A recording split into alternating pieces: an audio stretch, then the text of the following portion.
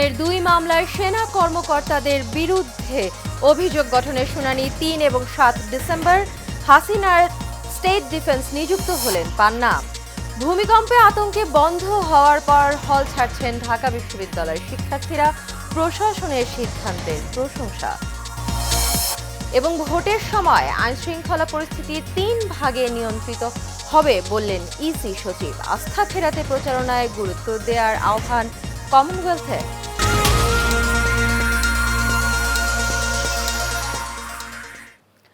স্বাগত এশিয়ান নিউজে। পুরো সময় জুড়ে আপনাদের সঙ্গে রয়েছি আমি অরণ্য বিনতি ইউনুস। এতক্ষণ শুনছিলেন বিআরবি কেবল ইন্ডাস্ট্রিজ লিমিটেড সংবাদ শিরোনাম।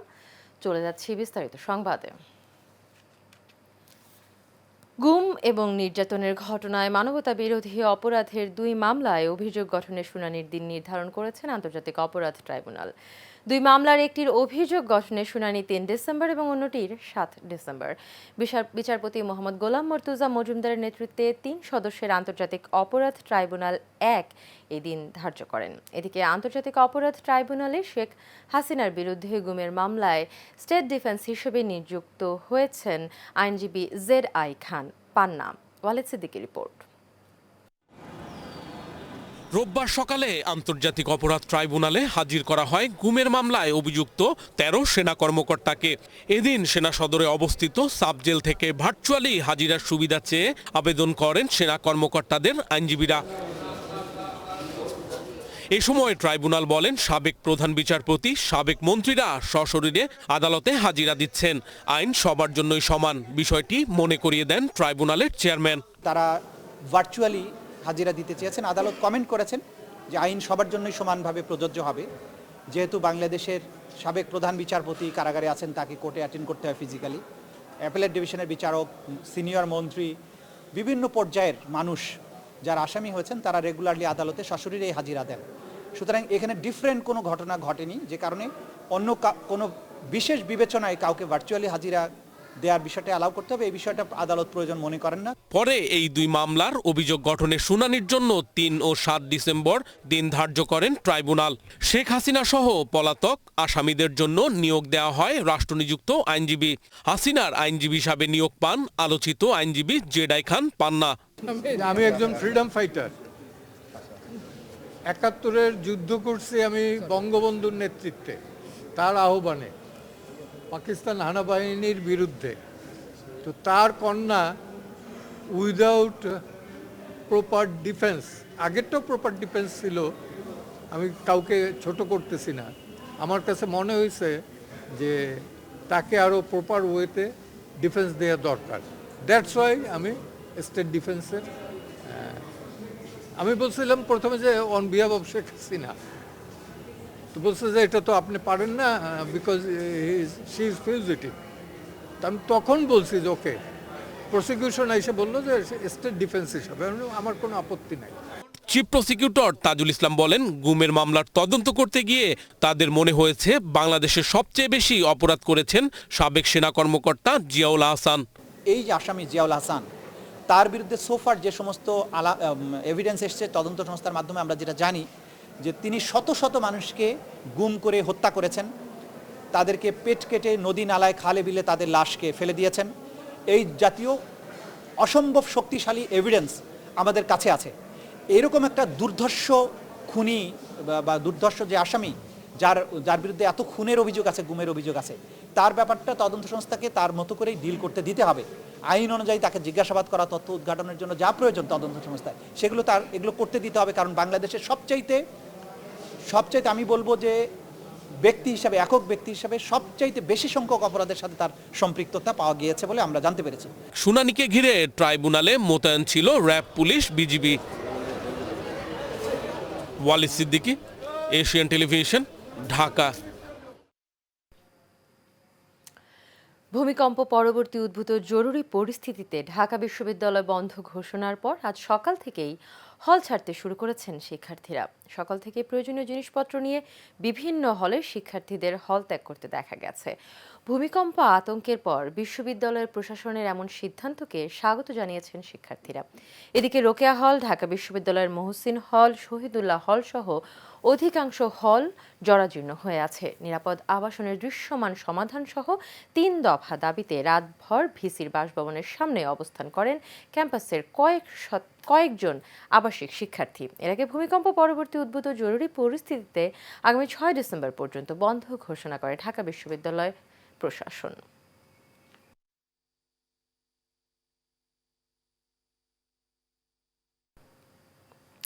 পুরো দেশকে রেড, ইয়েলো, গ্রিন 3টি জোনে ভাগ করে নির্বাচনী নিরাপত্তা নিশ্চিত করা হবে বলে জানিয়েছেন ইসি সচিব আক্তার আহমেদ। সকালে প্রধান নির্বাচন কমিশনারের সঙ্গে বৈঠকে কমনওয়েলথ মহাসচিব শার্লি বাজপেয়ী ছিলেন। পরে গণমাধ্যমকে ইসি সচিব জানান, নির্বাচনের সার্বিক প্রস্তুতি নিয়ে ইসির কাছে জানতে চেয়েছেন কমনওয়েলথ মহাসচিব। কমিশনের অগ্রগতিতে সন্তোষ প্রকাশ করেন তিনি। একই দিন জাতীয় নির্বাচন এবং গণভোট চ্যালেঞ্জ হলেও কমিশন সফলতার সাথে এটি মোকাবেলা করবে বলে আশা প্রকাশ করে কমনওয়েলথ। নির্বাচনকে সামনে রেখে ইসিকে যে কোনো ধরনের সহযোগিতা করতে সংস্থাটি প্রস্তুত বলেও জানান ইসি সচিব। তবে কমিশনের পক্ষ থেকে সুনির্দিষ্টভাবে এখন পর্যন্ত কোনো সহযোগিতা চাওয়া হয়নি। যে ওনার সদস্য সংখ্যা হচ্ছে 56টা দেশ, এবং আমরা যদি কোনো সহযোগিতা চাই সেটা ওনারা করার জন্য প্রস্তুত আছেন। ইউকে আমাদেরকে সহযোগিতা করছে শুনে উনি খুশি হয়েছেন। আর আমাদের ল অ্যান্ড অর্ডার সিচুয়েশন সম্পর্কেও জানতে চেয়েছিলেন। আমরা বলেছি যে আমরা পরিস্থিতিগুলোকে সারা দেশকে আমরা 3টা ভাগে, রেড, ইয়েলো এবং গ্রিন, এই জোনে আমরা ভাগ করছি, এবং সেই ভাগে ভাগ করে আমরা ল অ্যান্ড অর্ডার সিচুয়েশনগুলোকে সামাল দিব। জাতীয় নির্বাচনকে সামনে রেখে দেশের আইন শৃঙ্খলা পরিস্থিতি অবনতির কোনো ধরনের আশঙ্কা নেই বলে মন্তব্য করেছেন স্বরাষ্ট্র উপদেষ্টা জাহাঙ্গীর আলম চৌধুরী। সচিবালয়ে আইন শৃঙ্খলা সংক্রান্ত কোর কমিটির সভা শেষে সংবাদ সম্মেলনে এসব কথা জানান স্বরাষ্ট্র উপদেষ্টা। তিনি বলেন, আইন শৃঙ্খলা পরিস্থিতি ধীরে ধীরে উন্নতির দিকে যাচ্ছে। নির্বাচনকে সামনে রেখে পরিস্থিতি স্বাভাবিক রাখতে কাজ করছে আইন শৃঙ্খলা বাহিনী। জানান, 2009-এর পরে দেশে যে বৈধ অস্ত্রের লাইসেন্স ছিল, এগুলো নবায়ন না করায় সেগুলোর লাইসেন্স বাতিল হয়ে গেছে। তাছাড়া অন্তর্বর্তীকালীন সরকার কোনো নতুন করে অস্ত্রের লাইসেন্স দেয়নি। ভূমিকম্প প্রস্তুতি নিয়ে এক প্রশ্নের জবাবে তিনি জানান, সচেতনতা ছাড়া এক্ষেত্রে করণীয় নেই। তবে নিয়ম নীতির তোয়াক্কা না করে আবাসন এবং নগরায়নের ফলে আমরা ঝুঁকির মুখে রয়েছি বলে স্বীকার করেন স্বরাষ্ট্র উপদেষ্টা। আপনারা দেখতেছেন আইন শৃঙ্খলা পরিস্থিতি আস্তে আস্তে উন্নতির দিকে যাচ্ছে, কিন্তু একটা জিনিস হলো যে নির্বাচন যতই ঘনে আসবে, সেই সময় ধরেন যে বিভিন্ন পার্টির ভিতরে মানে ধরেন প্রশাসন এগুলি সংখ্যা বেড়ে যাবে। তারপরে ধরেন এই কি বলে এই যে সভা সমিতি, এইগুলির সংখ্যা অনেক বেড়ে যাবে। যেহেতু নির্বাচনে দেখবেন যে প্রতিটা কনস্টিটিউয়েন্সিতে 3টা-4টা করে সভা হবে, এইগুলির সংখ্যা অনেক বেড়ে যাবে। ট্রাভেল এজেন্সি নিবন্ধন এবং নিয়ন্ত্রণ অধ্যাদেশ 2025 বাতিলের দাবিতে জাতীয় প্রেস ক্লাবের সামনে মানববন্ধন করেছে association of travel agents of Bangladesh সদস্য কল্যাণ ঐক্যজোট। মানববন্ধনে বক্তারা বলেন, বেসামরিক বিমান পরিবহন এবং পর্যটন মন্ত্রণালয় 2013 সালের আইন এবং 2021 সালের সংশোধনী আইনের পরিবর্তন করে নতুন যে অধ্যাদেশের খসড়া তৈরি করেছে তা বাস্তবায়িত হলে দেশের প্রায় 5,000 ট্রাভেল এজেন্সি বন্ধ হয়ে যেতে পারে। এতে মালিক, কর্মকর্তা এবং কর্মচারীরা কর্মহীন হয়ে পড়বেন, যা পুরো খাত এবং জাতীয় অর্থনীতিতে বিরূপ প্রভাব ফেলবে। আটাব সদস্য কল্যাণ ঐক্য জোটের আহ্বায়ক মোহাম্মদ জালাল উদ্দিন টিপু বলেন, নতুন অধ্যাদেশে যেসব সংশোধনী প্রস্তাব করা হয়েছে তার অনেকগুলো বাস্তবতার সাথে সঙ্গতিপূর্ণ নয়।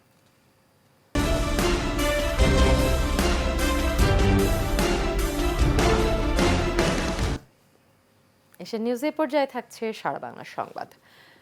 ফরিদপুর সদর উপজেলার ধুলটপাড়ায় গ্রামের মোহাম্মদ সোহেল শেখ নামে এক লোকের হাতে লাঞ্ছনা এবং মারপিটের শিকার হয়ে শামসুল শেখ নামে এক বৃদ্ধের মৃত্যু হয়েছে। এই ঘটনায় কোতোয়ালি থানায় একটি লিখিত অভিযোগ করেছে তার পরিবার। স্বজনরা জানায়, শামসুল শেখের 2 ছেলে রনি শেখ কানাডা এবং রাকিব শেখ রাজ স্পেনে থাকেন।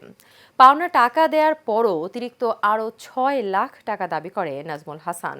সোহেল শেখ, মনির পাটোয়ারি ও তুজাম শেখকে নিয়ে শামসুলের বাড়িতে এসে তাদের লাঞ্ছিত করে। এক পর্যায়ে সোহেল এসে শামসুল শেখকে চড় মারলে তিনি অসুস্থ হয়ে পড়েন। পরে তাকে ফরিদপুর মেডিকেল কলেজ হাসপাতালে নিয়ে যাওয়া হয় এবং সেখানে রাতে চিকিৎসাধীন অবস্থায় মারা যান শামসুল শেখ।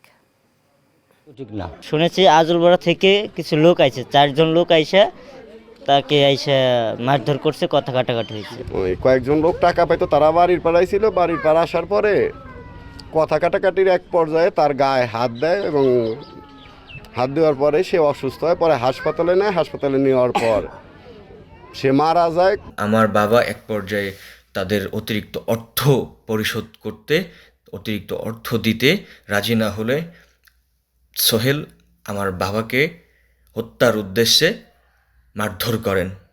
দ্বিতীয় স্ত্রী থানায় লিখিত অভিযোগ দিয়েছে, তার প্রেক্ষিতে আমরা মৃতদেহ পোস্টমর্টমের জন্য নিয়ে যাচ্ছি।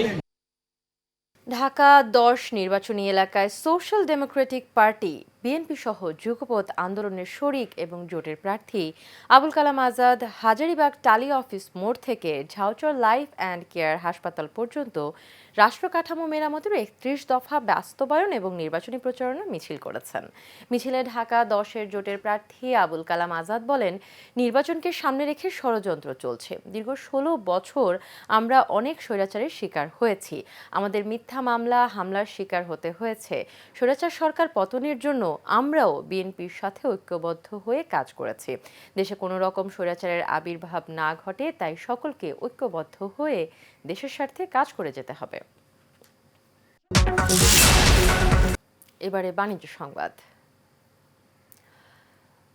প্রায় 2000 উদ্যোক্তা নিয়ে রাজধানীর সেনাপ্রাঙ্গণে অনুষ্ঠিত হলো China e-commerce business summit 2025।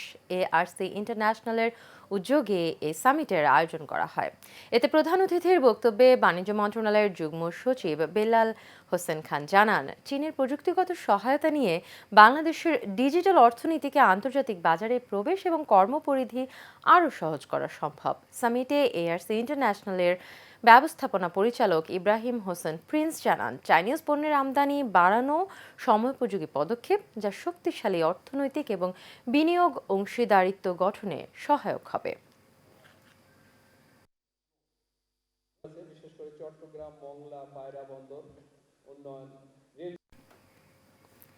Zigzag ইট ভাটা বন্ধের প্রতিবাদে রাজধানীর বিজয়নগরে একটি হোটেলে সংবাদ সম্মেলন করেন Bangladesh brick manufacturing owners association. সংবাদ সম্মেলনে সংগঠনটির সভাপতি ফিরোজ হায়দার খান বলেন, ইটভাটা পরিচালনায় দীর্ঘমেয়াদী পূর্ণাঙ্গ নীতিমালা প্রণয়ন করতে হবে। কোনো ইটভাটা বন্ধ করতে এলে সরকারিভাবে আর্থিক ক্ষতিপূরণ দিয়ে বন্ধ করতে হবে জানিয়ে তিনি ইটভাটাকে শিল্প হিসেবে ঘোষণা দেওয়ার দাবি জানান। এছাড়া পরিবেশগত ছাড়পত্র, ডিসি লাইসেন্স, কাগজপত্রাদি ইস্যু ও নবায়নের সময় কেন্দ্রীয় ইট প্রস্তুতকারী মালিক সমিতির প্রত্যয়নপত্র বাধ্যতামূলকভাবে জমা দেওয়ার বিধান রাখার কথা জানান ফিরোজ হায়দার।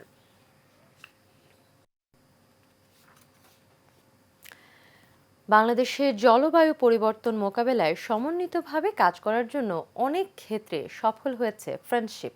এই সফলতার স্বীকৃতি হিসেবে বিশ্বের বৃহত্তম পরিবেশ পুরস্কার দ্য আর্থশট প্রাইজ 2025 বিজয়ী হয়েছে সংস্থাটি। দ্য আর্থশট প্রাইজ 2025 অর্জন উপলক্ষে গণমাধ্যমের সাথে অভিজ্ঞতা এবং মত বিনিময় অনুষ্ঠানের আয়োজন করে দেশের অন্যতম সামাজিক সংস্থা ফ্রেন্ডশিপ। রাজধানীর গুলশানে আয়োজিত অনুষ্ঠানে যোগ দেন দেশের স্বনামধন্য মিডিয়া ব্যক্তিত্ব এবং জাতীয় ও আন্তর্জাতিক গণমাধ্যমে কর্মরত সাংবাদিকবৃন্দ। গণমাধ্যমের সাথে অভিজ্ঞতা এবং মতবিনিময় অনুষ্ঠানে যোগ দেন ফ্রেন্ডশিপের বাংলাদেশ বোর্ড চেয়ারম্যান সালাউদ্দিন আহমেদ এবং সংস্থার জ্যেষ্ঠ পরিচালকবৃন্দ ও ঊর্ধ্বতন কর্মকর্তারা।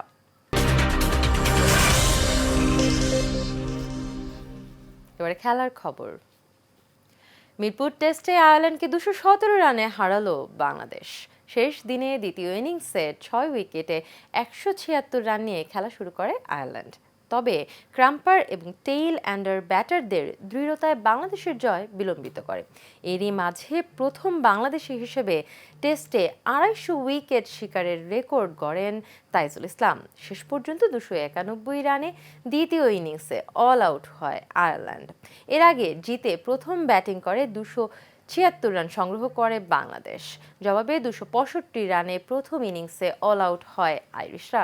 সফরকারীদের ফলোঅনে না পাঠিয়ে দ্বিতীয় ইনিংসে ব্যাট করতে নেমে 4 উইকেটে 297 রান করে ইনিংস ঘোষণা করে বাংলাদেশ। রূপায়ণ গ্রুপের পৃষ্ঠপোষকতায় জলশিরি গলফ ক্লাবের 4 দিনব্যাপী প্রথম রূপায়ণ armed forces day cup golf টুর্নামেন্টের সমাপনী এবং পুরস্কার বিতরণী অনুষ্ঠিত হয়েছে। এতে প্রধান অতিথি হিসেবে উপস্থিত ছিলেন জলশিরি গলফ ক্লাবের প্রতিষ্ঠাতা president major general AKM Rezaul Majid এবং বিশেষ অতিথি হিসেবে উপস্থিত ছিলেন রূপায়ণ গ্রুপের কো চেয়ারম্যান মাহির আলী খান রাতুল। তারা বলেন, পারস্পরিক সৌহার্দ্য আর বন্ধুত্ব গড়ে তোলা অন্যতম platform Jolshiri golf club. Baten বিপ্লবের রিপোর্টে দেখুন বিস্তারিত।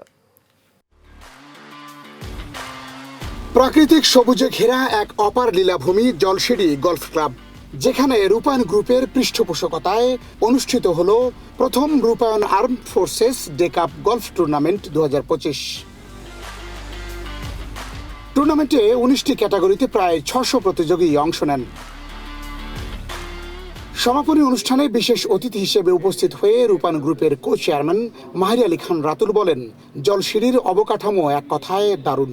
সব ধরনের স্পোর্টস, বিশেষ করে ফুটবল, হকি, ক্রিকেটের পর গলফে জলশিরির সঙ্গে একতাবদ্ধ হতে পেরে রূপায়ণ গর্বিত। ভবিষ্যতেও এমন কর্মকাণ্ডে যুক্ত থাকার আশ্বাস দেন মাহির Ali Khan Ratul. This tournament is one of our momentum that Rupine believes in community development and will support in the future with this kind of initiative and all the initiatives that are taking place in Golshiri. তিনি আরো বলেন, রূপায়ণ নারায়ণগঞ্জে গড়ে তোলে দেশের প্রথম satellite town এবং ঢাকায় রূপায়ণ সিটি উত্তরা। এ সময় সবাইকে রূপায়ণের নান্দনিক স্ট্রাকচার ঘুরে দেখার আমন্ত্রণ জানান তিনি। Rupine is trying to develop the community in Bangladesh, and I believe that you all over here are also part of this development. So I would request you to take your time and visit our city. We will be happy to host you. অনুষ্ঠানের প্রধান অতিথি major general AKM Rezaul Majid Jolshiri নিয়ে স্মৃতিচারণ করে বলেন, এই Jolshiri golf club বন্ধুত্ব গড়ে তোলে খেলার মাধ্যমে। তিনি একটি প্রাণবন্ত আসর উপহার দেওয়ার জন্য রূপায়ণ গ্রুপকে ধন্যবাদ জানান। And today, the barren land has come into a field, as you can see, field of laughter, enthusiasm, and a platform where you can really go for building the friendship, goes deeper than the mountains. And I'd like to convey gratitude and thanks to the present committee, since this course is getting better and better, and I'm confident, rather than sanguine, I think that's the perfect term for this, that this very soon this course is going to be the finest one within the country. অনুষ্ঠানে আরো উপস্থিত ছিলেন রূপায়ণ গ্রুপের vice chairman Saif Ali Khan Atul ও নওরুন জাহান মিতুল, পরিচালক ওয়াহিদ মুখাই আলী, উপদেষ্টা captain PJ উল্লাহ অবসরপ্রাপ্ত, সাবেক জাতীয় ফুটবলার এবং রূপায়ণ গ্রুপের উপদেষ্টা আব্দুল গাফফার, ব্রিগেডিয়ার জেনারেল আহসান হাবিব অবসরপ্রাপ্ত, রূপায়ণ গ্রুপের CEO brigadier general ABM Salauddin অবসরপ্রাপ্ত এবং রূপায়ণ গ্রুপের director lieutenant colonel Kabir Uddin Ahmed অবসরপ্রাপ্ত, দেশ রূপান্তরের সম্পাদক কামাল উদ্দিন সবুজ ও রূপায়ণ গ্রুপের মিডিয়া কোঅর্ডিনেটর হাবিবুর রহমান পলাশ। বাতেন বিপ্লব, এশিয়ান টেলিভিশন, ঢাকা। শেষ করবো এশিয়ান নিউজ, তবে যাবার আগে BRB কেবল ইন্ডাস্ট্রিজ লিমিটেড সংবাদ শিরোনামগুলো জেনে নেব আরও একবার।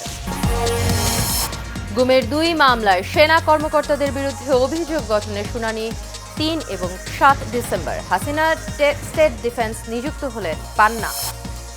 ভূমিকম্প আতঙ্কে বন্ধ হওয়ার পর হল ছাড়ছেন ঢাকা বিশ্ববিদ্যালয়ের শিক্ষার্থীরা, প্রশাসনের সিদ্ধান্তের প্রশংসা।